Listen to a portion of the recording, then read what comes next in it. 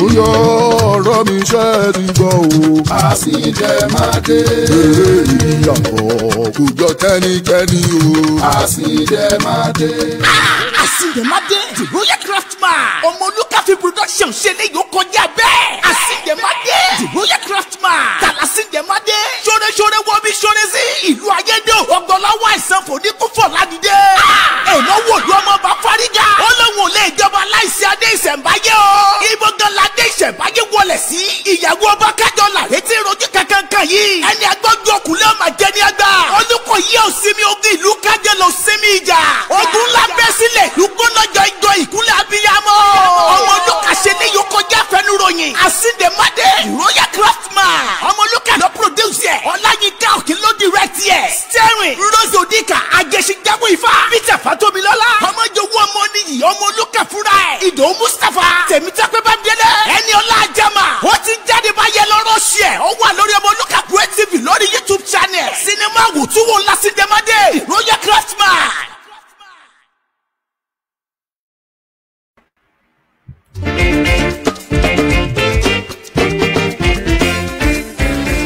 Elbiraka Spiritual Global gbọ̀nà àrà jáde níbi tá a ti ń ta ojúlówó spiritual materials bíi lọ́fíńdà, candle, anointing oil. kò tán síbẹ̀ o. bákan náà ni wọ́n tún ta sùtánà lóríṣiríṣi, aṣọ pẹpẹ, àpótí ìdámẹ́wàá, bíbélì, ìwé orin, talking drum and setting drum. Ayayayayaya. èyí tó wá jẹ́ pambambari ibẹ̀ ní ìtọ́jú àwọn àìsàn ara pẹ̀lú àwọn egbòogi ilẹ̀ tó gbálámúṣe. ká tọ́jú oyún ìju, ìtọ̀ ṣúgà, ìfúnpá tó ga, sangun. kódà ìtọ́jú rọpárọsẹ̀ ìrọ̀rùn ló bá dé lọ́dọ̀ Elbiraka. kọkùnrin má lè ṣèṣe akọni Elbiraka kájú ẹ̀. tètè tara ṣàṣà kí o lọ sí Elbiraka Spiritual Global tí ó wà ní Owólabí Ẹlẹ́tù junction Òkè Ẹlẹ́tù along Ìjẹ̀dẹ̀ road Ìkòròdú nípínlẹ̀ Èkó.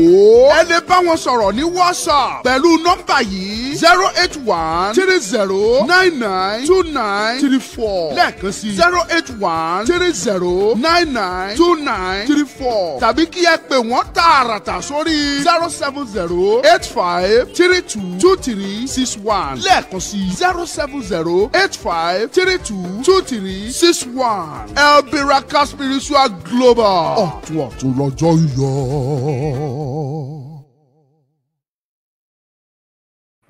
Elbiraka Spiritual Global ọ̀tún lọ́jọ́ yọ. ọ̀tún lọ́jọ́ yọ. Elbiraka Spiritual Global wọ́n wà ní Ẹlẹ́tù junction nílùú Ìkòròdú. nọ́mbà wọn lẹ ti gbọ́ yẹn, ẹ pè wọ́n kí lẹ fẹ́ rà, kí lẹ nílò gan-an. ṣé gbogbo àwọn nǹkan tẹ fẹ́ lò ní ṣọ́ọ̀ṣì, nǹkan tẹ fẹ́ fi ṣọpẹ́ ẹ̀yin ọmọ ìjọ Celestial. irú ọṣẹ wo lẹ fẹ́ rà, ẹ lọ sí Elbiraka, gbogbo ẹ̀ ló wà bẹ́ẹ̀. gbólóńdù yìí ẹ pè wọ́n, ẹ pè nọ́mbà wọn, ẹ sọ fún wọn nǹkan báyìí mọ̀ ní o, kán dẹ̀ bá yín ṣe kí ni, kán bá yín mójútó. ipa Ọlọ́run ká ní Elbiraka Global. ẹ ṣé màámi Elbiraka, ẹ ṣé mo dúpẹ́. láìpẹ́ láì jìnnà a máa gbé wọn wá sórí ètò, wọn máa wá sọ̀rọ̀ fúnra wọn. ẹnu oníkànlá ti ń gbọ́kùn wá. mi tí ìdè mo ṣẹ̀ṣẹ̀ ń bọ̀. ṣé ìwọ náà ti lọ wo Àsìndẹ̀mádé sinimá tuntun tó ṣẹ̀ṣẹ̀ jáde o? Àsìndẹ̀mádé o,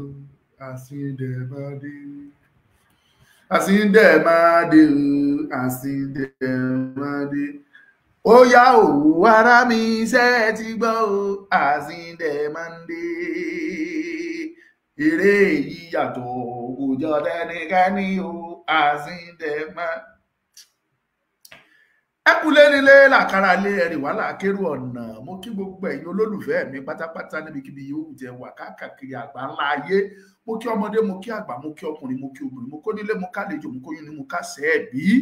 gbogbo ẹ̀yin jẹ́ ẹ̀fẹ́ tí a ẹ̀jẹ̀ mú mi.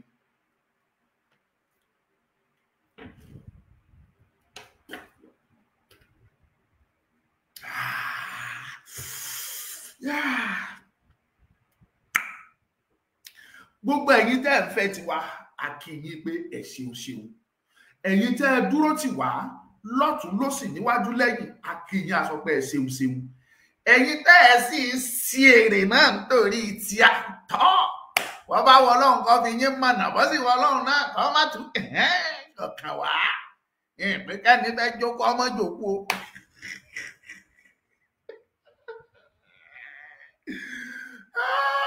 Ọmọlúkà anyway jẹ́ ká fi yẹn sí ibẹ̀. Ọmọlúkà ni mò ń jẹ́ fẹ́yìn tẹ̀ ń wò mí fúngbà àkọ́kọ́.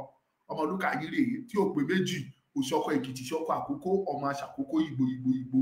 Ọmọlúkà ṣe méjì gbogbo Àkókó ṣe mẹ́ta. Mo dé gẹ́gẹ́ bí mo ṣe ń dé, mo dé wéréwéré wí odi alẹ́, mo dé wàràwàrà bí èjì ìyálẹ̀ ta. Ẹ jẹ́ ká wá jọjọ tún jíròrò lénìí. Ìta máa sọ̀rọ̀ lé lórí lénìí ọ̀nà kan ní, ṣùgbọ́n ọ̀nà kan yẹn wá yà sọ́nà méjì. Mo ní ẹ̀kúnrẹ́rẹ́ àlàyé ìròyìn ayọ̀ tí mo sọ, tí mo fi rọ́ṣìn sọ níjọ́sí, mo fẹ́ ṣe àlàyé yẹn fún yín lẹ́kùnrẹ́rẹ́. Ẹ̀yin tẹ́ ń wò mí ní TikTok, ẹ mọ bó ṣe ń lọ. Àsàt náà ó yẹ kí n ti máa rí láìkì yín kó ti lé ní 500 kẹ́ ti gbé mi wọ 1000 2000 likes. Báwo náà dẹ̀ ṣe ń ṣe? Ẹ máa double tap ni, ẹ máa double tap, ẹ máa tẹ̀. Bẹ́ẹ̀ ṣe ń tẹ̀ yẹn, ẹ máa tẹ rose sí, ẹ máa tẹ cap sí, ẹ máa tẹ money gun sí. That is how to encourage the people. Ẹ̀yin tẹ́ ń wò mí ní Facebook, ní YouTube, ẹ ti mọ bó ṣe ń lọ. Ẹ máa tẹ̀. Ayé ti wà. Ẹ̀yin tẹ́ ń wò mí ní Facebook, ẹ lè fún wa ní star, ẹ lè fi encourage wa. Ẹ̀yin tẹ́ ń wò mí náà nínú YouTube, super thanks ò pọ̀ jù. $5, $10, $20, $100, $1,000 or £1,000 or even £1 million is not too much for Ọmọlúkà. Ẹ mọ bó ṣe ẹ fi encourage wa ní, ẹ fi múnú wa dùn ní. Ọlọ́run á dẹ̀ máa múnú ti yín dùn. I don't want to waste our time for today torí mo fẹ́ ṣe lénìí ní ẹ̀kúnrẹ́rẹ́ kó lè yé wa. A lè má pẹ́ ṣùgbọ́n mo fẹ́ ṣe àlàyé yẹn pẹ̀lú ìfọ̀kànbalẹ̀ sódà kò ní sí gìrìgìrì. Mo kí yín gbogbo ẹ̀yin olólùfẹ́ mi. Electron, mo dúpẹ́ olóhùn mísì mi gidi. Ẹ ṣé gan o. Àwa náà rèé àtúndé o. Àwa náà rèé a ò jù bẹ́ẹ̀ lọ. Àwa tá à ń ṣe bẹ́ẹ̀bẹ́ ní Yorùbá nation. Yes, let me go straight to the point. Ẹ kú lélẹ̀ kan sí i. Mo ṣàlàyé fún yín, mo ní ẹ̀kúnrẹ́rẹ́ ìròyìn náà, mo ní mò ń bọ̀.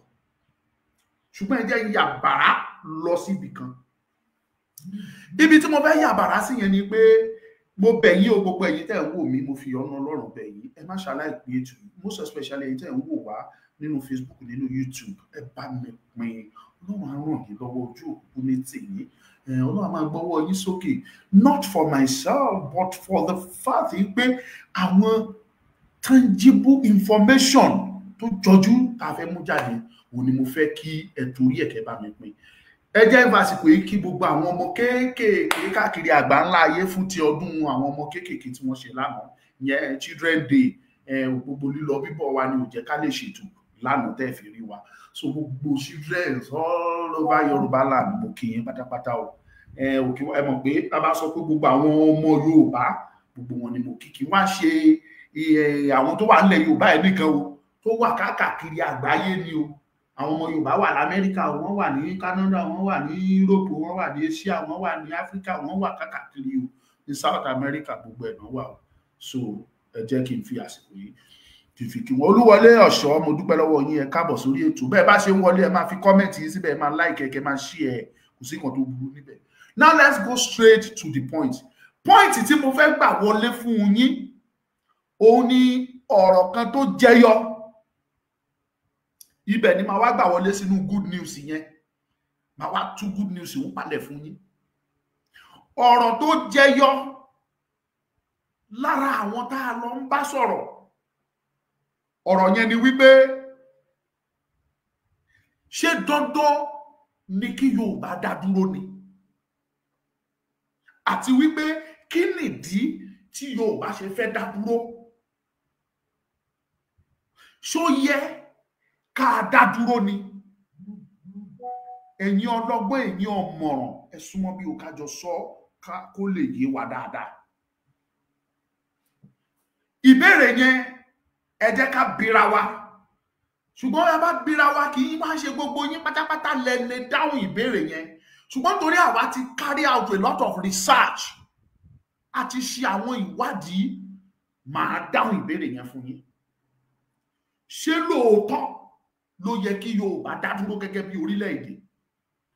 Ṣé lóòótọ́ ló tọ́ sí wa láti jẹ́ orílẹ̀-èdè kan ni? Àti wípé kí nìdí tó fi yẹ ká dá dúró?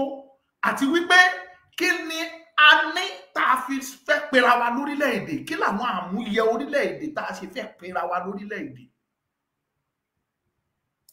Ìbéèrè yìí jáde fún mi lọ́pọ̀lọpọ̀ ìgbà lọ́dọ̀ àwọn èèyàn tá a lọ ń bá sọ̀rọ̀ torí pé kí ni igi kan ṣoṣo ò lè dágbó ṣe. Tá a bá ń ja ìjàngbara yìí tá a sọ pé a fẹ́ bọ́ nínú ìgbèkùn kì í ṣe nǹkan tí bàbá wa Professor Banji Akíntóyè nìkan lè ṣe, kì í ṣe nǹkan tí bàbá wa Olóyè Sunday Ìgbòho nìkan lè ṣe, kì í ṣe nǹkan tí Ọmọlúkà nìkan lè ṣe, kì í ṣe iṣẹ́ Ọláyọmí Kòìkí nìkan, kì í ṣe iṣẹ́ Bàbá Èkìtì nìkan, kì í ṣiṣẹ́ Ológunlolúwa nìkan, kì í ṣiṣẹ́ Òmẹ́yọ, kì í ṣiṣẹ́ Màmá Mi Àṣeyọrí Yorùbá, kì í ṣiṣẹ́ wọn nìkan, kì í ṣiṣẹ́ Pín Ara nìkan, kì í ṣiṣẹ́ Bàbá mi Gani Alágbàlá, kì í ṣiṣẹ́ àwọn nìkan.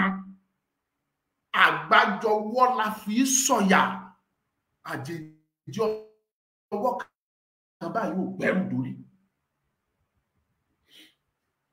Now ẹ jẹ́ ká wá lọ straight bá a ṣe ń rìn torí a mọ̀ yìí pé àwa nìkan ò lè dáṣẹ́ yìí ṣe. We need more people in this journey. And what are we going to do? We have to go out, talk to our people. Ká máa bá àwọn èèyàn wa, ká máa ṣí wọn létí, ká máa sọ̀rọ̀ fún wọn. Nínú ìrìnkèrindò yẹn láti ń dé ọ̀dọ̀ àwọn kan tá a fi ń gbọ́ àwọn ọ̀rọ̀ tí mò ń sọ fún yín. Ipe kí ni ìdí tó fi yẹ kí Yorùbá dá dúró? Ṣó tọ́ kí Yorùbá dá dúró? Kí ni Yorùbá ní tán ṣe fẹ́ dá dúró? Ìbéèrè yẹn ẹ rí pé ó fẹ́ jọra ṣùgbọ́n ìbéèrè mẹ́ta ni. Àkọ́kọ́ ni pé kí ni ìdí tí Yorùbá ṣe fẹ́ dá dúró? Ìkejì ni pé ṣó tọ́ kí Yorùbá dá dúró? Ìkẹta ni pé kí ni Yorùbá ní tá a ṣe fẹ́ dá dúró?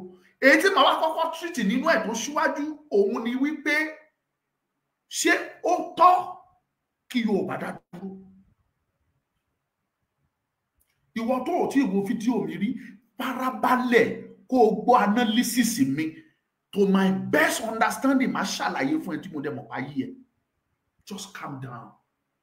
Now, Ọlọ́run Olódùmarè tó ṣẹ̀dá gbogbo kó wá, tó dá gbogbo ìran, kì í ṣe ìran Yorùbá nìkan ni Olódùmarè dá, gbogbo ìran lọ́lọ́run dá. Ìran dẹ̀ pọ̀ lórí ilẹ̀ èèpẹ̀. Ìran kan ni àwọn English, ìran ni wọ́n. Ìran kan ni àwọn France, ìran kan ni wọ́n. Ìran kan làwọn Zulu ní South Africa, ìran kan ni wọ́n.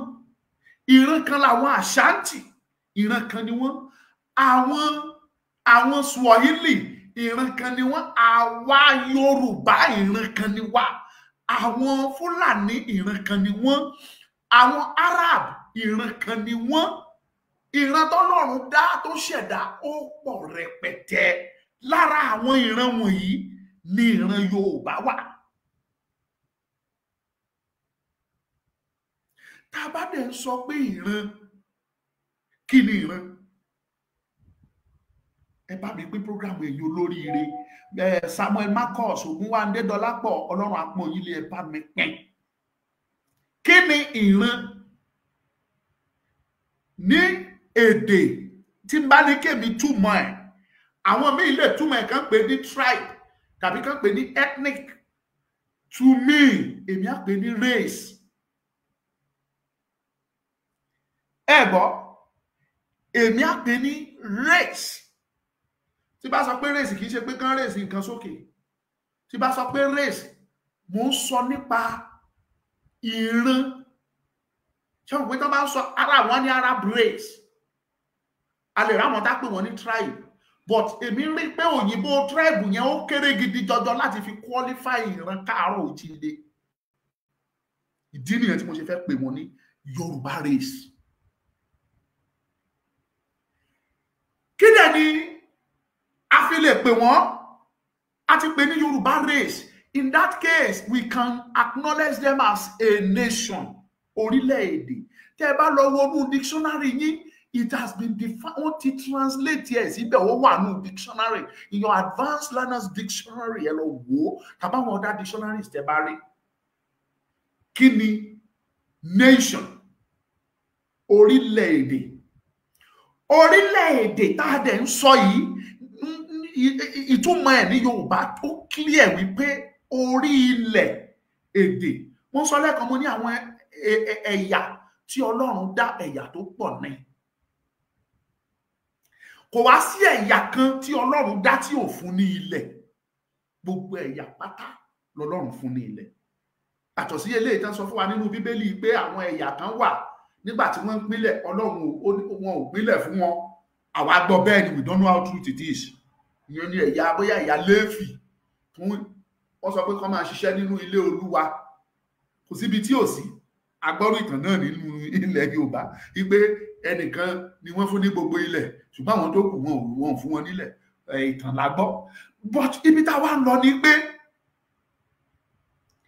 kò sí ẹ̀yà kankan yìí tí Ọlọ́run ò fún ní ilẹ̀ tiwọn. Ìdí tá ṣe pé ní orí ilẹ̀ èdè òun nìyẹn. Orí ilẹ̀ èdè.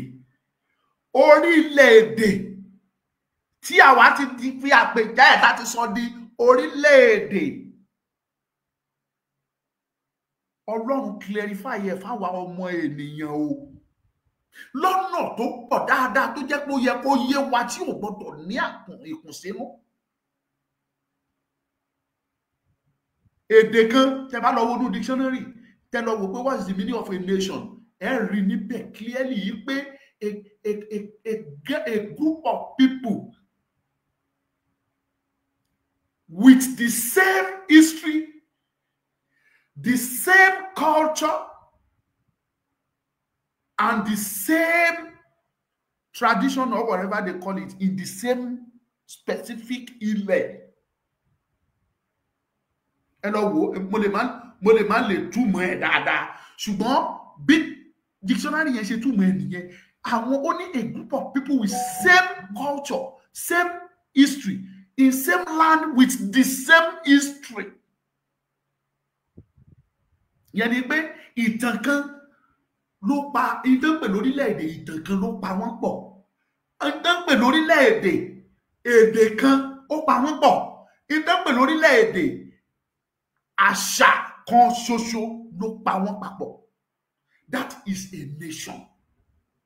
That is a race. Now, tá bá wá sọ pé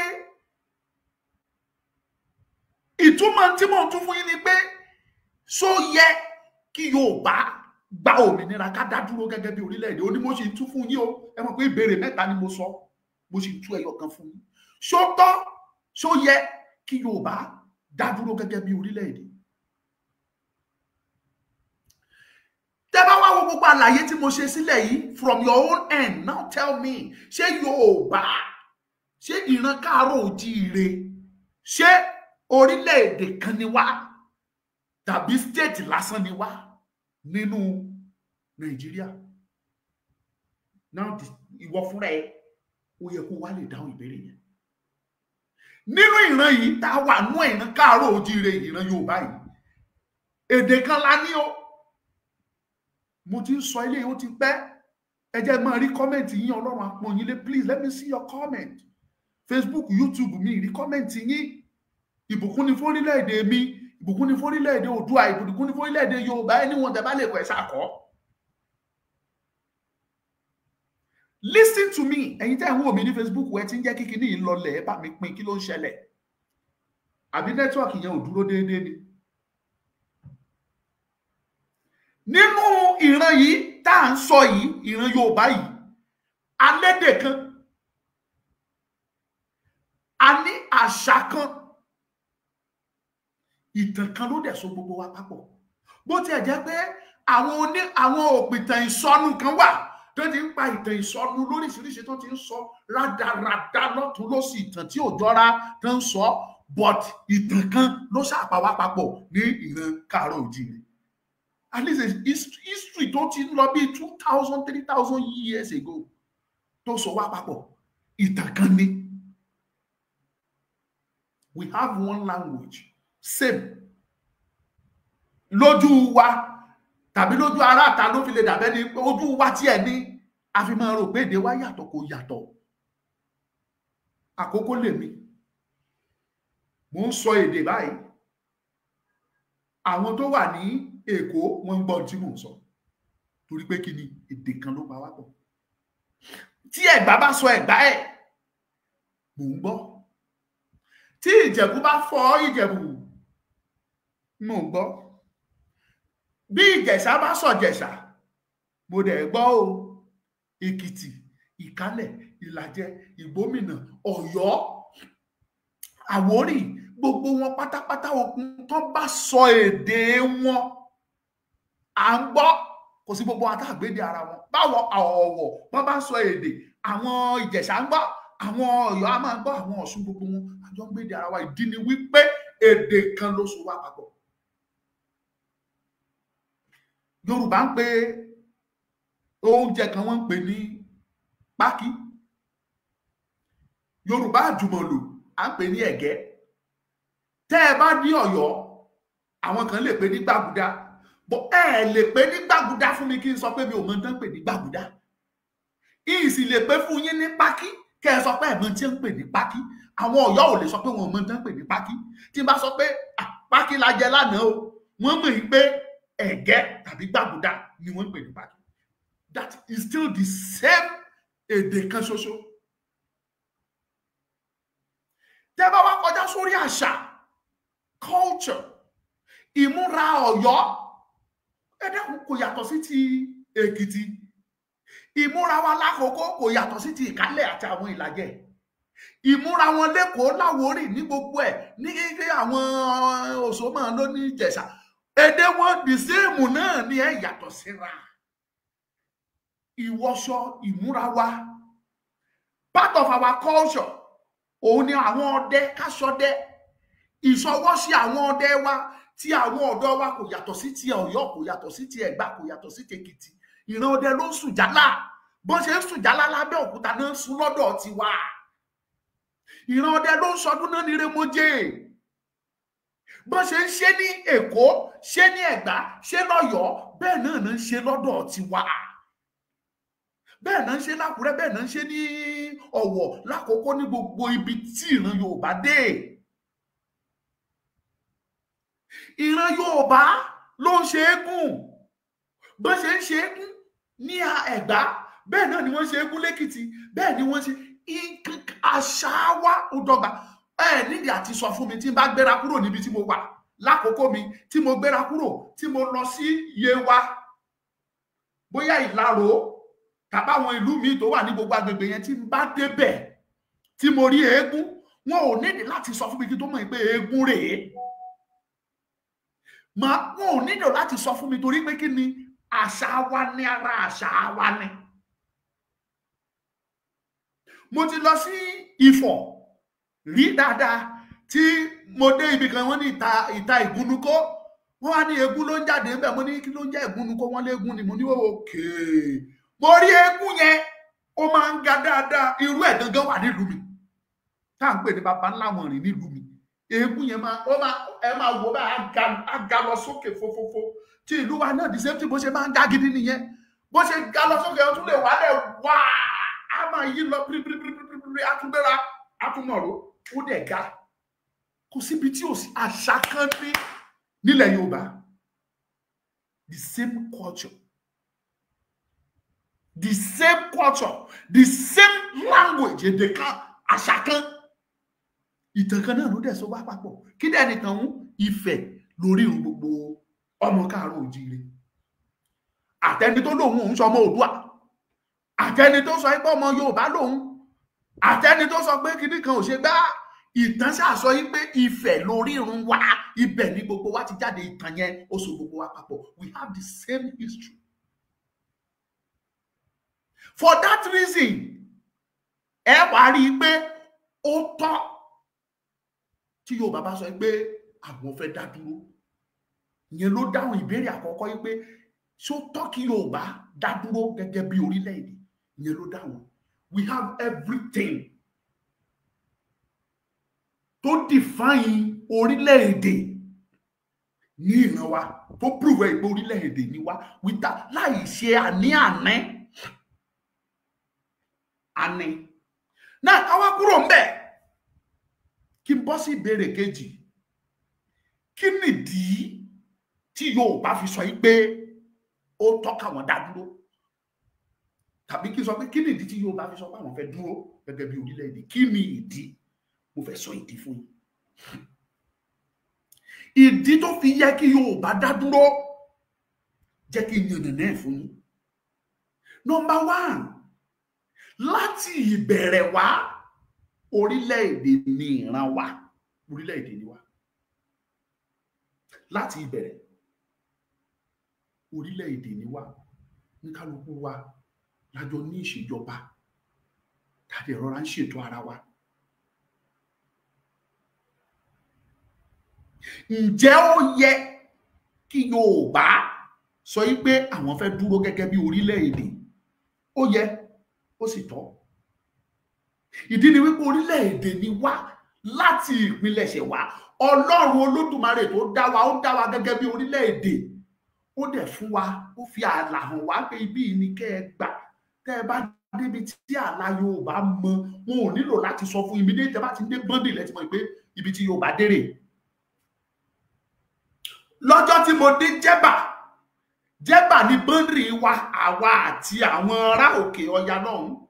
Ọjọ́ tí mo dé Jẹ́bà, wọn ò sọ fún mi kí n tó mọ̀ pé bọ́ndì rèé. Mo rí immediately kí jẹ́ kó béèrè question ni mo ti sọ, mo ní this is the boundary. Mo débẹ̀, mo dé ààfin kábíyèsí ọba Jẹ́bà. Mi mọ̀ bóyá kábíyèsí yẹn sì máa wà láyé torí ó ti dàgbà nígbà yẹn. Kábíyèsí yẹn ti dàgbà, at least ìgbà yẹn bàbá yẹn ti wọ 90, bóyá 92 or 93 years nígbà tí mo dé ọ̀dọ̀ kábíyèsí yẹn. Kábíyèsí Jẹ́bà. Bàbá gbé àwọn ìjòyè gbogbo wọn ni mo bá ṣèpàdé láàfin, tún pọ́n mi lé, yẹ́ mi sí dáadáa. Bàbá tún ní kán mú mi rìn àárín gbogbo ibi tí bọ́ndìrì ìlú yẹn mọ, gbogbo ẹni bàbá mú ní kán gbé mi rìn yẹn. Kábíyèsí yẹn àárín. Ọlọ́run tún fi bọ́ndìrì tó dáa, ó tún fi kẹ́ ìran Yorùbá tí ò lẹ́jọ́. Bóyá lẹ mọ̀ yín pé lára ilẹ̀ Yorùbá ni ìlú tí wọ́n pè ní Lọ́kọjà ilẹ̀ wa ni. Ìlú tí ọkọ ti ya ní pè ní Lọ́kọjà. Ṣé wọ́n pé ní tó ti pẹ́ Lọ́kọjà, kí ni ó pin, kí ló bí jáde? Ìlú tí ọkọ ti ya. Kàbà níbí Lọ́kọjà, sọ̀kalẹ̀ wá tẹ́bí máa dé Ògòrì, Mọ̀góńgò. Ìran Yorùbá ló ní gbogbo ibẹ̀, ilẹ̀ wa ní, ilẹ̀ Yorùbá ni.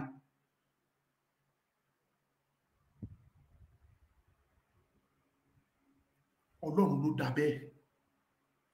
Orílẹ̀-èdè ni wá. Ìdí nìyẹn tó fi jẹ́ pé ẹ̀tọ́ wa ní láti sọ ìpàfẹ́ dúró gẹ́gẹ́ bí orílẹ̀-èdè. Ẹ̀yin tẹ́ ń doubt, tẹ́ ń sọ pé ṣé dandan àbí ṣé dandan ni kíní kan? Dandan ni. Lára àwọn ìdí tó fi jẹ́ pé dandan ni òun ni wípé ilẹ̀ tọ́lọ́run jogún fún wa yẹn gangan àwọn àjèjì wọ́n fẹ́ gbà mọ́ wa lọ́wọ́. Bóyá ẹ mọ̀ wípé biblically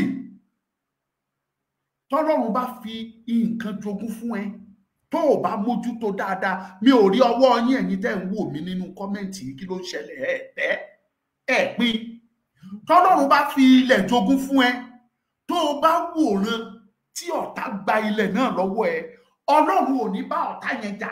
Ìwọ tó o wòran lọ́lọ́run máa bínú sí. Máa prove ẹ fún ẹ nínú Bíbélì because I'm a Christian. Ẹ bá gbàgbé àwọn tọ́lọ́run fún ní tálẹ́ǹtì yẹn a lè fi wé ilẹ̀.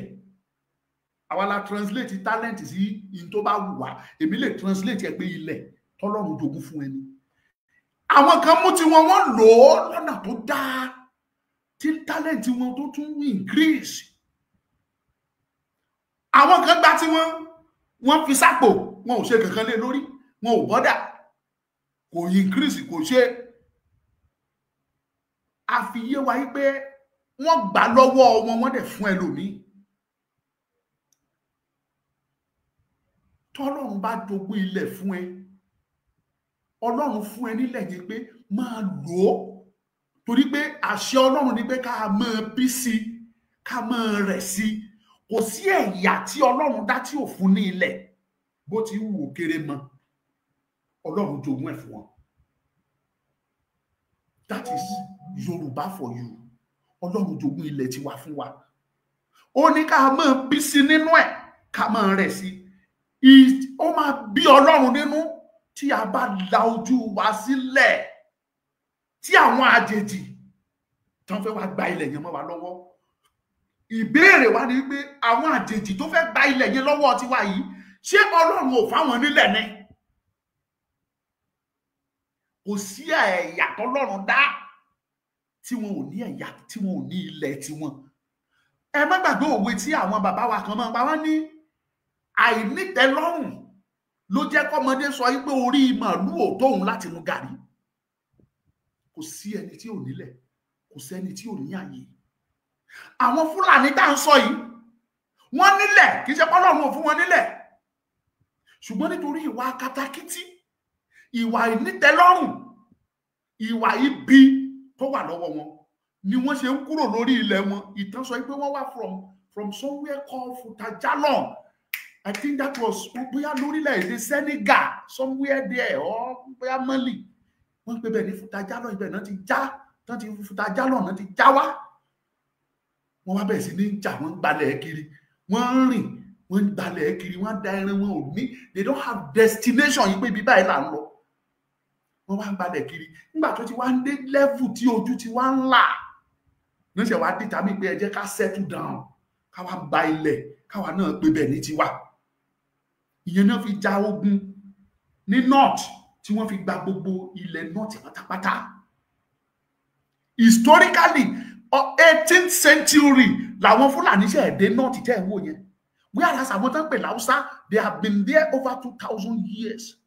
Tí àwọn Fúlàní dé ilẹ̀ Hausa tá à ń sọ ibáyìí kò ì pé 200 years. Àwọn Fúlàní tí wọ́n dé ilẹ̀ north kò ì pé 200 years. Kò ì pé 200 years. Whereas àwọn Hausa dẹ̀ ti wà lórí ilẹ̀ yẹn for the past 2000 years. Táwọn náà ti wà ń bẹ̀ torí wọ́n nítàn, àwọn náà nítàn. Ẹ jẹ́ ìtàn fún.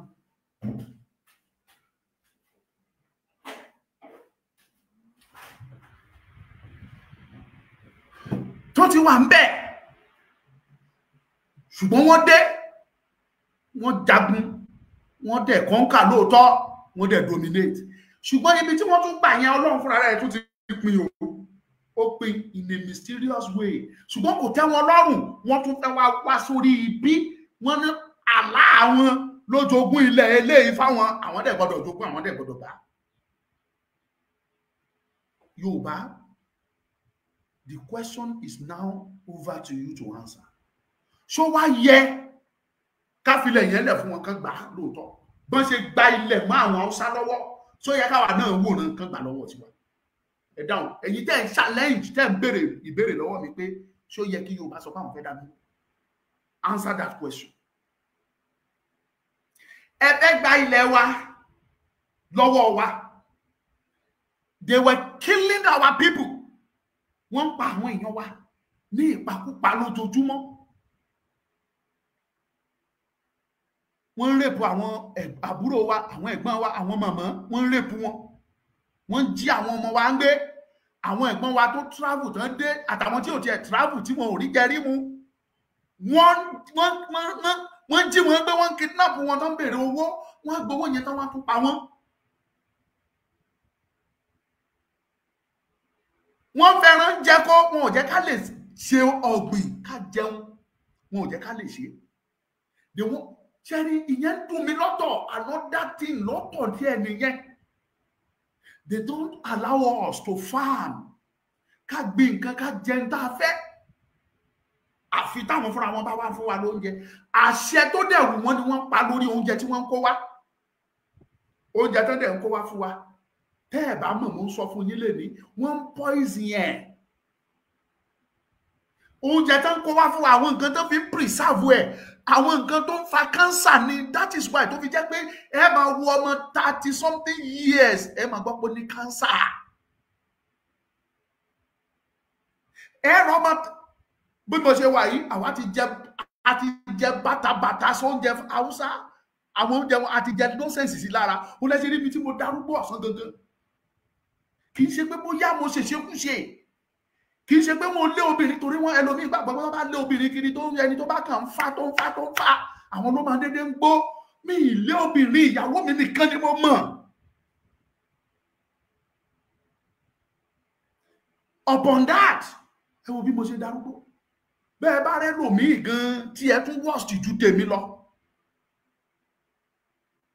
ẹlòmíì bá wò mí báyìí ó lè máa wá náà mo look at 50 àbí kò ti 50 something ìyí tí 50 but look at me do I not look like a person a 50 years old person torí kíni the chemical component tí ó wà nínú àwọn oúnjẹ tó ń gbé wá fún wa tá à ń jẹ kò sí ẹ lè rí àwọn tó ń jẹ oúnjẹ wọ̀nyí kí wọ́n má darúgbó gbọ̀gbọ̀ orí wọn lọ kò possible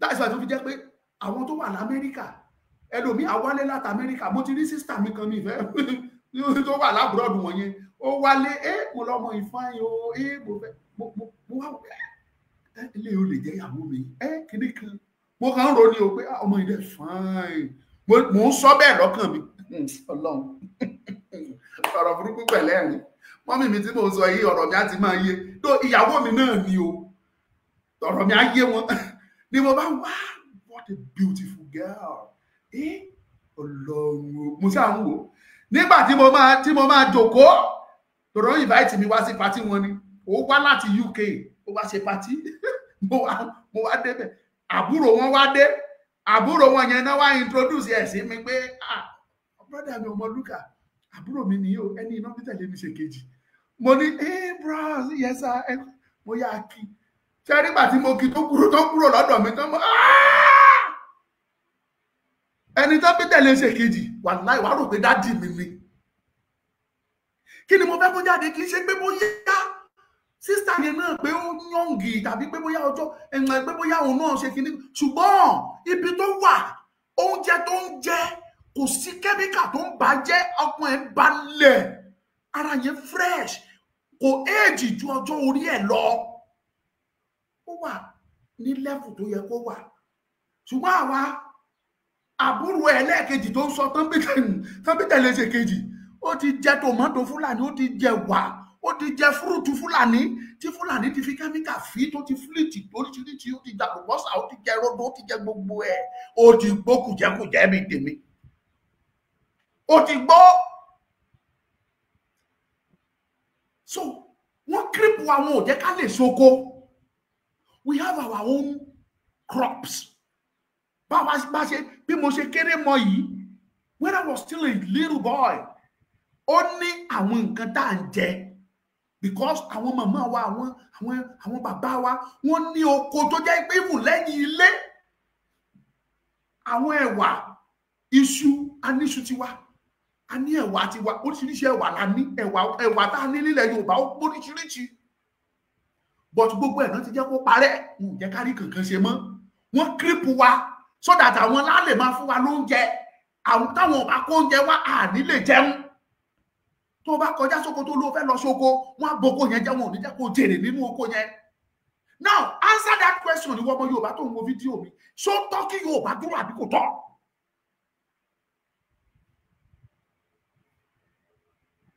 ordinary ilá àlè jẹ́ ń bí àfi tí àwọn Haúsá bá kó wá Fúlàní ẹ̀wà tán ti fi kẹ́míkà bá yí ẹ̀ jẹ́ ẹni tí mo rẹwà lọ́wọ́ ẹ̀ ó dìídì gbọ́ ẹ̀ ó ní jọ bọ̀dá mi jọ tó bá ti fẹ́ sí ẹ̀wà ẹ sọ fún àwọn ọmọ mi ẹ jọ ẹ kọ́kọ́ pàbọ́ìlì ẹ̀wà yín kẹsẹ̀ díẹ̀ kómi yẹn ẹ yọ dànù kẹsẹ̀ wá tún ṣe ó ní mo bẹ̀ yín ní o bẹ́ẹ̀ ni mo sọ fún yín ẹni tí mò ń ro yẹ lọ́dọ̀ ẹ̀. So ẹ wá dáhùn question yẹn, wọ́n ń pa wá, wọ́n ń jí wá gbé, wọ́n fi pá ń bá àwọn èèyàn wa lò, wọ́n ń kidnap. Lórí yẹn wọn ò jẹ́ ká róko ṣe, wọ́n ń boko jẹ́, wọn ò jẹ́ ká rágbẹ̀ ṣe, wọn ò jẹ́ ká rọ́gbìn ṣe. Now answer that question from your own end. Ǹjọ́ yẹ ká dúró on our own or not? Mo sọ, mo dẹ̀ fẹ́ kẹ́ mọ̀, bí orílẹ̀-èdè Benin Republic bó ṣe kéré mọ́, orílẹ̀-èdè ni wọ́n bí Fúlàní dà kó dédé jábọ̀ bẹ́ẹ̀ ní àwọn. Tí Fúlàní bá wọ bẹ̀ tí wọ́n bá discover tí wọ́n bá rí wọn, dó ó ṣeé ṣe káwọn ẹ̀yà Fúlàní wà ń bẹ̀ o, àfihàn nìkan. Káwọn ẹ̀yà Haúsá tàbí Fúlàní tó bá wà lórílẹ̀-èdè yẹn àjẹbẹ. Ṣùgbọ́n káwọn Fúlàní kan dédé anyhow kankan jáwọ́ orílẹ̀-èdè yẹn, wọ́n á gbé wọn torí pé kí ni orílẹ̀-èdè ni wọ́n, they are independent nation. This is what we want in Yoruba land. We must be independent. Sovereignty yẹn gbọ́dọ̀ kúrò. So that kò sí ẹnikẹ́ni tá kàn dédé wọ ilẹ̀ wa tá à ní mọ̀. A lè challenge yẹ. Báwo ló ṣe débí? Báwo ló ṣe wọ bí? Ta ló fún ẹ láṣẹ láti wọ bí? In tó lè save wa nílẹ̀ Yorùbá yìí òun nìyẹn o. Pẹ̀lú analysis mi, wá sọ fún mi bóyá kò tọ́ kí Yorùbá dúró. Ní program yìí. God bless you, my brother. Thank you, Prophet Ogbuemi Obamlila. God bless you. Ṣé wá rí ìbéèrè kẹta tí mo ní ó jọra táwọn ènìyàn ń béèrè kí n tó kọjá sí good news. Òun ni wípé kí ni Yorùbá ní? Kí la ní tá a ṣe fẹ́ sọ pé a fẹ́ dá dúró? Ọmọ Yorùbá o. Wọ́n ní kí ni Yorùbá ní? Ẹ̀yin tó ẹ jẹ́ ojúlówó ọmọ Yorùbá tẹ́ ẹ̀ ń wo fídíò mi, ẹ fúnra yín, ẹ pounds, ẹ rò lọ́kàn yín, ṣé lóòótọ́ kò sí tí Yorùbá ní? Nítorí pé kò sí tá a níyẹn kò bá yẹ ká dúró gẹ́gẹ́ bí orílẹ̀-èdè, àbí bẹ́ẹ̀ kọ́? Ẹ rò lọ́kàn yín. Now ẹ jẹ́ kí wàá lọ straight sórí ọ̀rọ̀ yìí. Kí ni àmúyẹ tán fi ń mọ̀ pé orílẹ̀-èdè tó ń ṣe orílẹ̀-èdè kí ni? Mo ti ṣe ètò yẹn o, mo tún fẹ́ sọ fún yín lẹ́nu. Nǹkan 5 lórílẹ̀-èdè gbọ́dọ̀ ní tí wọ́n fi máa jẹ́ orílẹ̀-èdè ńlá, ògo ńlá lágbàáyé. Aláwọn orílẹ̀-èdè tó jẹ́ ògo tó jẹ́ pé 2 ni wọ́n ní nínú ẹ̀, nínú 5 yẹn 2 ni wọ́n ní. Aláwọn orílẹ̀-èdè tó jẹ́ ògo tó jẹ́ pé 3 ni wọ́n ní. Àwọn orílẹ̀-èdè míì ògo wọ́n ní 4. Àdẹ̀rẹ̀ àwọn orílẹ̀-èdè tó ní 5. 5 dẹ̀ ní ìran Yorùbá ní. Now ẹ wá sọ fún mi bí ò ṣe yẹ kí Yorùbá dá dúró. Pé kí la ní? Yorùbá ní gbogbo tí ó yẹ kéèyàn ní láti jó orílẹ̀-èdè, gbogbo ẹ̀ ní Yorùbá ní. Máa ka 5 fún mi. Àkọ́kọ́ nínú nǹkan 5 yẹn òun ni mineral resources. Ìyẹn ni àwọn ọ̀rá ilẹ̀, àwọn wàrà àti oyin inú ilẹ̀. Kí ni àwọn mineral resources tá à ń sọ? Kí ni wàrà àti oyin tí mò ń sọ nípa ẹ̀? I am talking of, thank you Samuel Marcus. I'm talking of àwọn ọ̀rá ilẹ̀, góòlù Yorùbá ní, epo rọ̀bì Yorùbá ní, limestone ara ẹ̀ ní tán fi ń ṣe sìmẹ́ǹtì a ní, talc sand tán fi ń ṣe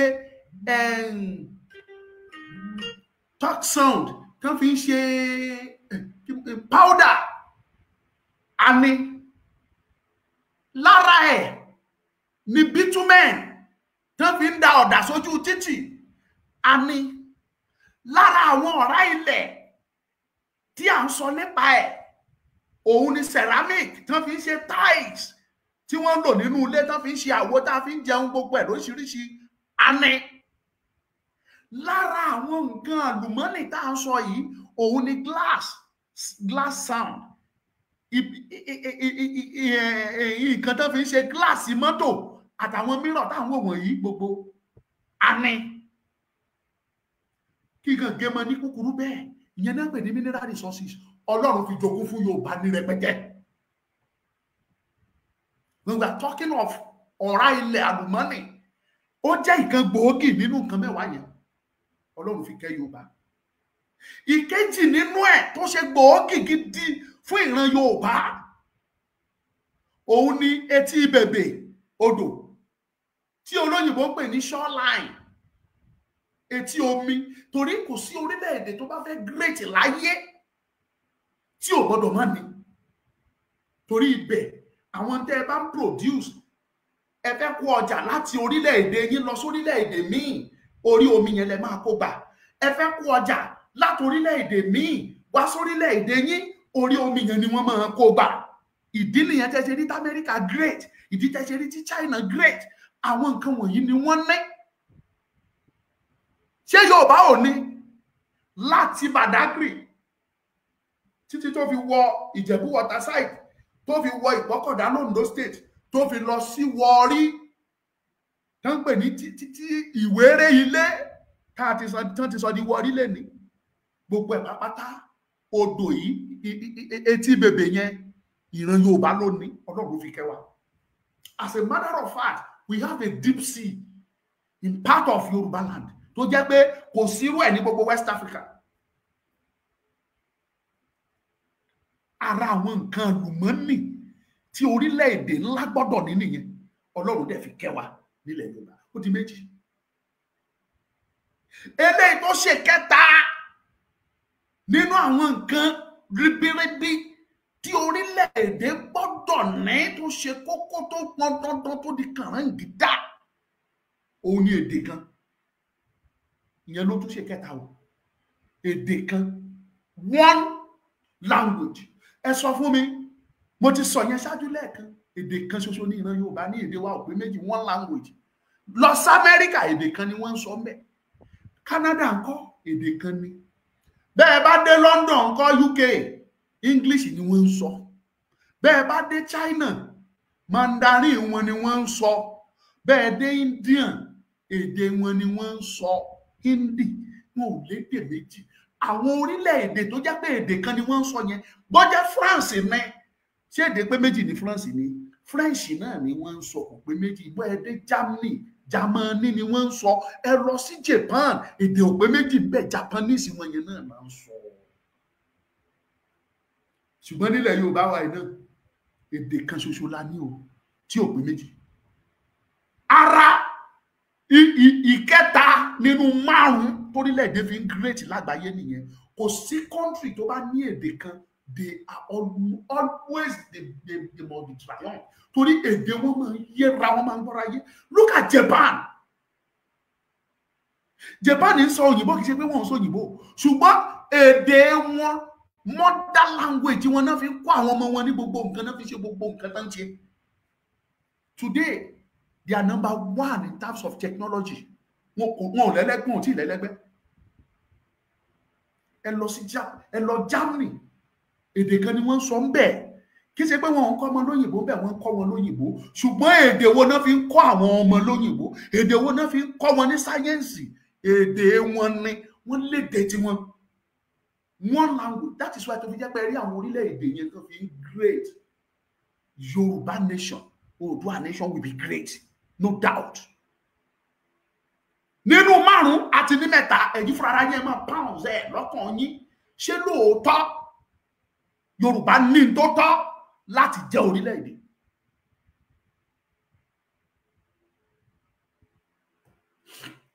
Mo ti sọ mẹ́ta fún yín, mo ń bọ̀.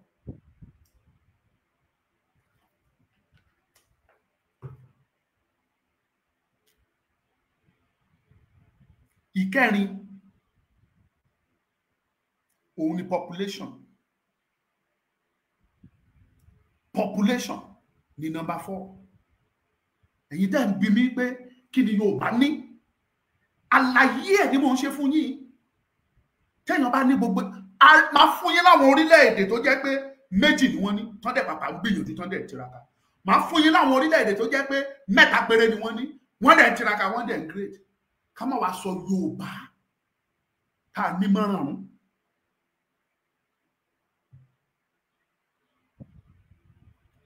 Ìkẹrin nínú ẹ̀ wọ́n ní population. Iye èèyàn tó ń gbé ní orílẹ̀-èdè ó ní ipa tó ń kó nínú orílẹ̀-èdè. Gbogbo àwọn orílẹ̀-èdè tí mò ń dárúkọ fún yín tí wọ́n great wọ̀nyí, ẹ lọ wo population wọn. America is going to 400 million now. UK is over 40 something million, if not 60. Indian, 1 billion plus, about 1.4 billion people. China, 1.4 billion people. Germany, Japan, all those countries, wọ́n ní population tó above tó enough láti lè jẹ́ kí economy wọn kó ṣe kí ni kó rú gọ́gọ́. Torí tán pè ní population kì í ṣe pé kéèyàn kàn pọ̀ lásán. Bí population bá ṣe pọ̀ sí, lọ́rọ̀ ajé ṣe máa pọ̀ sí. Kò sí no doubt. Ó lẹ ṣe rí tán fi sọ pé Nàìjíríà ní economy wọn high jù. Tó bá pàpàwó gan pẹ̀lú population Nàìjíríà, ẹ rí pé economy wọn kò yẹ kó wà níbi tó wà. Torí pé kí ni àìṣòótọ́ ló kọ̀ sí tìyẹn tó jẹ́ kí gbogbo ẹ̀ dorí kodò. But if the truth must be, ṣẹ́rí kí n sòótọ́ fún yín, population Yorùbá lọ́wọ́lọ́wọ́ yìí, we are over 70 million currently in this Nigeria. Lọ́wọ́lọ́wọ́ ni mò ń sọ o. Mi sọ Yorùbá tó wà ní outside of Yorùbá land o. Tán bá ṣe sẹ́ńsọ̀ ìkànìyàn, tán bá ṣe ní òtítọ́ àti òdodo lọ́wọ́lọ́wọ́ bí mo ṣe ń bá yín sọ̀rọ̀ yìí, Yorùbá, people living in Yorùbá land in the western part of Nigeria, lọ́wọ́lọ́wọ́ we are over 70 million, no doubt. Ṣùgbọ́n nítorí àìṣòótọ́, ara àwọn ìrẹ́jẹ, ara àwọn ìkà tí wọ́n ń ṣe fún ìran ọmọ káàárọ̀ oòjíire, òun níbi sẹ́ńsọ̀ yẹn o. Ó pẹ́ tán ti ń ṣe o. Asọ́bà 1950 náà ti ń fi sẹ́ńsọ̀ tó ti fi ń parọ́ fún wa, tó fi ń kó wa lọ́bẹ̀ jẹ́. Population is a very important part nínú márùn yẹn. Òpó kan ni. Ọlọ́run dẹ̀ kẹ́ wa. Kí ni population London UK? 40 something, 50. At worst kan jẹ́ 60. We are over 70 million in Yorùbá land. Káwa bẹ̀ sí ní tàbá bẹ̀ sí ní wo àwọn Yorùbá míì from other places tó máa wọlé. Tá bá wá dá dúró tán gẹ́gẹ́ bí orílẹ̀-èdè. Imagine. Mo dẹ̀ sọ fẹ́ nìkan, mo ní lára àwọn population tó, lára visitors tó máa wọ ilẹ̀ Yorùbá lọ́dún, tó máa wá visit tá wọlé, tá tún jáde, ó kéré tán a máa calculate 3 million 4 million visitors tí Yorùbá bá dá dúró gẹ́gẹ́ bí orílẹ̀-èdè. Torí pé kí ni a máa gbé ètò kí náà pè ní Yorùbá tourism, a máa gbé lárugẹ débi wípé kò sí orílẹ̀-èdè tí wọn ò ti ní fẹ́ wá sílẹ̀ Yorùbá. Ọlọ́run fi kẹ́ wa. There was a time táwọn Turkey sọ pé àwọn fẹ́ raise $40 something billion from tourism alone. Ẹ̀yin mọye billions of dollars tí Dubai, United Arab Emirates, ọmọye billions of dollars tí wọ́n fi ń gbéra lọ́dún tí wọ́n rí lọ́dún. Ẹ mọye billions of dollars tí àwọn Saudi Arabia tí wọ́n rí lọ́dún. Billions of dollars tí wọ́n rí ní ọdún kan ṣoṣo lórí tourism, àwọn àlejò tó wá tí wọ́n ń pè ní hajj. Àwa náà máa bẹ̀rẹ̀ hajj ti wà nílẹ̀ Yorùbá, àkànní pè ní hajj ni. Tá a bá gba orílẹ̀-èdè wa, bí Mẹ́kà bó ṣe jẹ́ ilẹ̀ mímọ́ fún àwọn mùsùlùmí tí wọ́n ń lọ bẹ̀ lọ́dọọdún, tí wọ́n ń kó 10 million, tó bá ní 10 million ó lọ sí Mẹ́kà. Àwa náà tá a bá gba orílẹ̀-èdè wa, Ifẹ̀, ilẹ̀ mímọ́ ni Ilé Ifẹ̀, a tún bẹ̀ ṣe débi pé gbogbo àwọn Yorùbá tó wà ní Cuba, tó wà ní Brazil, tó wà ní Trinidad and Tobago, tó wà ní Barbados, tó wà ní Jamaica, tó wà ní Haiti, tó wà ní Brazil, gbogbo wọn pátápátá, àwọn náà á fẹ́ lọ sí Ilé Ifẹ̀, wọ́n fẹ́ ṣe pilgrimage bóyá ẹ̀kan lọ́dún tàbí ẹ̀kan lọ́jọ́ ayé wọn bó bá ti wù wọ́n sí àwọn náà á wá wọ́n ṣe babaláwo níbẹ̀ ṣùgbọ́n ọ̀pọ̀lọpọ̀ wọn ni wọn ò nítorí pé àwa fúnra wa á gbé síwájú wọn ẹ̀rọ òyìnbó tó ń kí ifá tá máa ka odù ifá fún yín ní Trinidad and Tobago ní Brazil ní àwọn ìlú wà lórílẹ̀-èdè Brazil tó di ìlú kan tí wọ́n declare èdè Yorùbá gẹ́gẹ́ bí legal language kò sí bó ṣe lọ ṣọ́ọ̀ṣì tó wọ́n á tún ní òrìṣà oníkálukú wọn lórìṣà tiẹ̀ tó ń sìn oníṣàngó ṣe bí gbogbo yín lẹ̀ ń rí online gbogbo àwọn tá à ń sọ wọ̀nyí tá a bá gba orílẹ̀-èdè Yorùbá gbogbo wọn ni a máa rí wípé wọ́n ń wá sí Ilé Ifẹ̀ lẹ́ẹ̀kan lọ́dún tàbí lọ́dún méjì wọ́n lè wá lọ́dún yìí ó lè jẹ́ kan lọ́dún ayé wọn ni ṣùgbọ́n àwọn náà tún máa lọ úmúrà ara ẹni tó jẹ́ pọ̀ ọdọọdún ló ń lọ Mẹ́kà ó ti lọ Mẹ́kà ó ti dé ó ti gba eyín Mẹ́kà ó ti gba aláàjì ṣùgbọ́n ọdọọdún á tún lọ lòun lọ sí úmúrà àwọn yẹn náà wá máa úmúrà àwa la máa orúkọ tá a máa fún torí àkíṣe arábù is part of economy wa and tourism tó máa boost ẹ̀ fún wa wọ́n á débi tí Oòduà orí àpèrè Oòduà wọ́n á débẹ̀ Ọ̀rúnmìlà tẹ́ ń pariwo tẹ́ ń ti fa yín korokoro fún ní Haiti ní Jamaica ní Barbados tẹ́ ń ti ọpọ́n ifá olókun wa sọ̀rọ̀ dáyọ̀ bó ti rí ni ẹwí ẹ má fi re pé bí ẹ má pé bí rewe tó máa ju gbogbo ẹ̀ wọ́n á wá bẹ̀ wọ́n fojú wọn rí pé ilé Ọ̀rúnmìlà rèé ibi tó Ọ̀rúnmìlà jókòó sí rèé ibi tí ọ̀pá Ọ̀rànmíyàn wọlé sí gbogbo ẹ̀ ni wọ́n rí Mọ́remí Àjàsorò Ṣàngó Olúkòso gbogbo ẹ̀ wọ́n wá sílẹ̀ Yorùbá wọ́n fojú wọn rí tán bá dé bí wọ́n á gba hòtẹ́ẹ̀ wọ́n á jẹun wọ́n á wọkọ̀ wọ́n á repo wọ́n á ṣe ìkọ́nọ́mì wa tún búùtì dáadáa tún lọ sókè ìtí Saudi fi ń gbéra nìyẹn ìtàwọn Dubai tán fi ń gbéra nìyẹn that is to tell you pé we have enough population tó lè boost economy wa tá jẹ́ káwa náà ṣe kíni kó lọ sókè. Number 4 so ti wá rí ìdí ẹ̀ tó fi jẹ́ pé dandan gbọ̀n Yorùbá gbọ́dọ̀ dá dúró a ní tó gbogbo tó yẹ la ní láti jó orílẹ̀-èdè táìmù mi ti pé ó dẹ̀ kú ẹyọ kan péré ṣé kí n rọ́ọ̀ṣì ẹ̀ sọ ẹ bá mi kọ sí kọ́mẹ́ǹtì ṣé kí n sáré sọ àbí kí n mọ́kàn àbí kí n fi sọ́jọ́ mi ó kú ẹyọ kan. ok ẹ jẹ́ sáré sọ ẹyọ kan yẹn ní kíákíá ẹyọ kan tó ṣe ìkarùn-ún torílẹ̀-èdè gbọ́dọ̀ ní mo dẹ̀ sọ fún kí ṣe gbogbo orílẹ̀-èdè lónìí gbogbo orílẹ̀-èdè kan ló ní mọ́ràn orílẹ̀-èdè míì méjì lónìí mẹ́ta lẹ́lòmíì ní ṣùgbọ́n Yorùbá ní mọ́ràn ìkarùn-ún yẹn òun ni human resources. Kí ni human resources? Ọpọlọ. Lára ń tó fìyà ń jẹ ìran Káàárọ̀ Oòjíire lénìí ọpọlọ wa yìí. Àṣírí ọpọlọ wa ti tú sọ́wọ́ àwọn òyìnbó tó mú wa sìn. Our colonizers wọ́n ti gbé àwọn Fúlàní àti Haúsá wọ́n ti gbé wọn yẹ̀wò. Wọ́n gbé àwọn Ìgbò wọ́n gbé wọn yẹ̀wò. Wọ́n gbé Yorùbá yẹ̀wò wọ́n rí i pé Yorùbá ọpọlọ wa pé ó kọjá bẹ́ẹ̀. Ọpọlọ wa pé ju tiwọn lọ. I keep on telling our people, ọmọdé ò bá kan bá rọba. Àwọn Awólọ́wọ̀, àwọn Fáníkáyọ̀dé, àwọn Akíntọ́lá, àwọn Adéyínká Macaulay gbogbo wọn yẹn, ìlú òyìnbó lọ́pọ̀lọpọ̀ wọn ti kàwé nínú kíláàsì wọn, wọ́n tún mọ̀wé tó àwọn ọmọ òyìnbó lọ. Ibẹ̀ làṣírí wa ti tú pé àwọn people tán pè ní Yorùbá they are so much smart, they are intelligent. Wọ́n wo kí àbí kí lẹ máa ń pè é.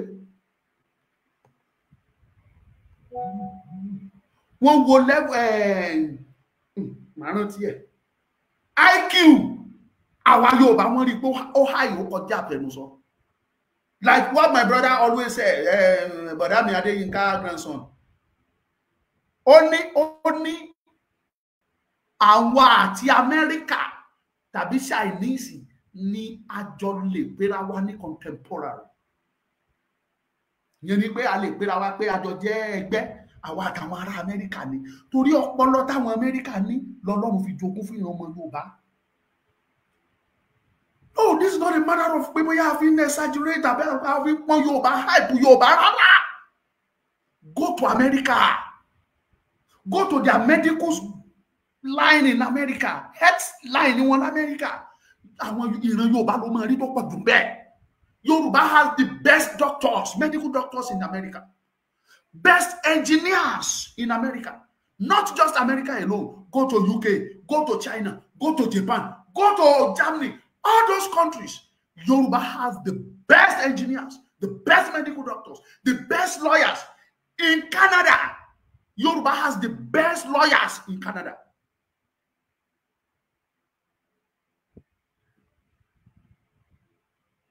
Ọpọlọ tọ́lọ́run fi jogún fún ìran ọmọ Yorùbá. That is called human resources. Ọpọlọ tó lè fi lo ohun tó ní fún ìwúlò àwa ènìyàn ara wa. Ọlọ́run fi kẹ́ wa gidigidi. I keep on telling you. Ìdí tẹ́ ẹ ṣe rí pọ̀pọ̀lọpọ̀ àwọn orílẹ̀-èdè yẹn tí wọn ò ṣe gba àdúrà kí Yorùbá bọ́.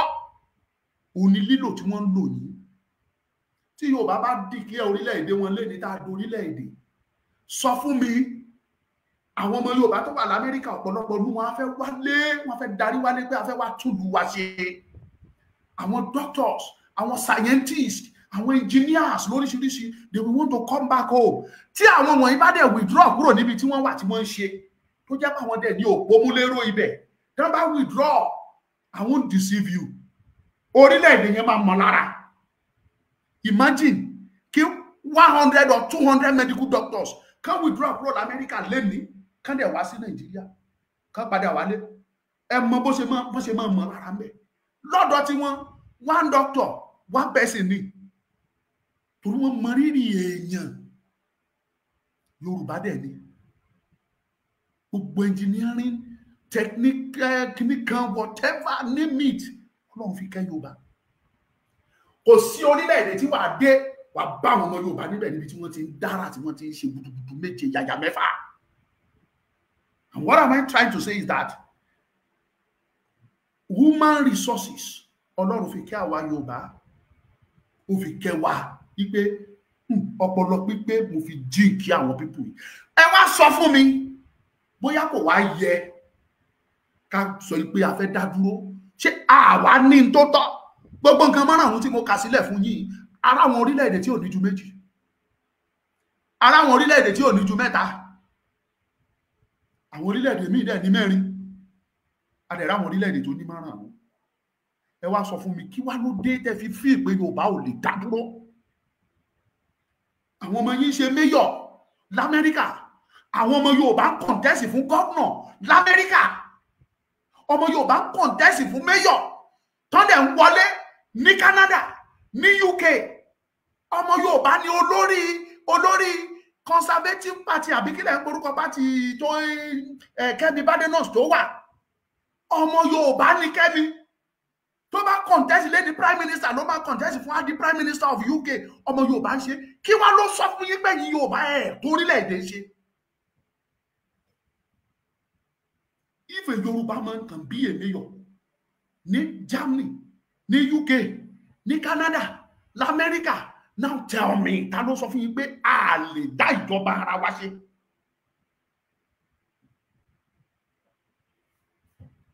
Ìjọba ara wa a tó ṣe. Tó bá dọ̀la máa fún yín ní good news yẹn lẹ́kùnrẹ́rẹ́. Táìmù ti lọ, ẹ mọ̀ pé mi láìkì kí ètò mi máa pẹ́ jù. Thank you, God bless you. Ẹ má gbàgbé kí ni mo ní? Ẹ má gbàgbé sinimá Asíndẹ̀mádé ẹ lọ bá mi wò ó. Ẹ̀yin olólùfẹ́ mi pápátá nínú YouTube ẹ bá mi pín ètò yìí ẹ share. Tó o bá ti subscribe sí YouTube mi subscribe sí bẹ́ẹ̀. Ọlọ́run á pọ́n yín lójú òní tèmi. Kò ní tán síbẹ̀ mo ń bọ̀ àṣẹ̀ṣẹ̀ mẹ́yẹ Bọ́lá pò ní. Ó yá gba ilé ìkó sáré lò ní kánmọ́nkéré. Ó yọ ọ̀rọ̀ mi ṣe ti gbọ́ o. Asíndẹ̀mádé. Ìyàbọ̀ kò jọ kẹ́nikẹ́ni o. Asíndẹ̀mádé. Asíndẹ̀mádé. The Royal Craftsman. Ọmọlúkàfí production ṣe lè yóò kọjá bẹ́ẹ̀. Asíndẹ̀mádé. The Royal Craftsman. Tàlásíndẹ̀mádé. Ṣoreṣore wọ bí ṣore sí. Ìlú ayédè ọgbọ̀nláwọ̀ àìsàn fòníkúfọ̀ ládìde. Èèyàn wò lú ọmọ bá fárígà. Ó lóun ò lè jọba láìsí adé ìṣẹ̀ǹbáyé o. Ibo gan ládé ìṣẹ̀ǹbáyé wọlé sí. Ìyàwó ọba kájọ làrẹ́ tí rojú kankan yìí. Ẹni agbọ́jú ọkùnrin ọmọ jẹ ní àgbà. Olùkọ́ yìí ò sinmi ogun ìlú kájọ lọ sinmi ìjà. Ogun ńlá bẹ́ sílẹ̀ ìlú gbóná jọ ìjọ ìkúnlẹ̀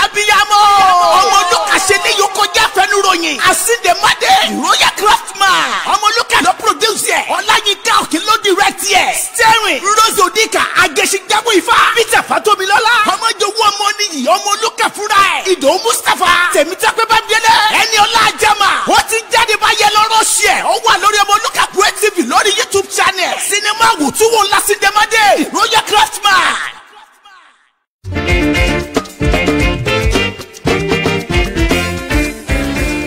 Biraka Spiritual Global gbọ̀nà àrà jáde níbi tá a ti ń ta ojúlówó spiritual materials bíi lọ́fíńdà candle anointing oil kò tán síbẹ̀ o. bákan náà ni wọ́n tún ta sùtánà lóríṣiríṣi aṣọ pẹpẹ àpótí ìdámẹ́wàá bíbélì ìwé orin talking drum and setting drum. ayayayayaya èyí tó wá jẹ́ pambambari ibẹ̀ ní ìtọ́jú àwọn àìsàn ara pẹ̀lú àwọn egbòogi ilẹ̀ tó gbálámúṣe ká tọ́jú oyún ìju ìtọ̀ ṣúgà ìfúnpá tó ga ṣángun kódà ìtọ́jú rọpárọsẹ̀ ìrọ̀rùn ló bá dé lọ́dọ̀ Elbiraka. kọkùnrin má lè ṣèṣe akọni Elbiraka kájú ẹ̀. tètè tara ṣàṣà kí o lọ sí Elbiraka Spiritual Global tí ó wà ní Owólabí Ẹlẹ́tù junction Òkè Ẹlẹ́tù along Ìjẹ̀dẹ̀ road Ìkòròdú nípínlẹ̀ Èkó.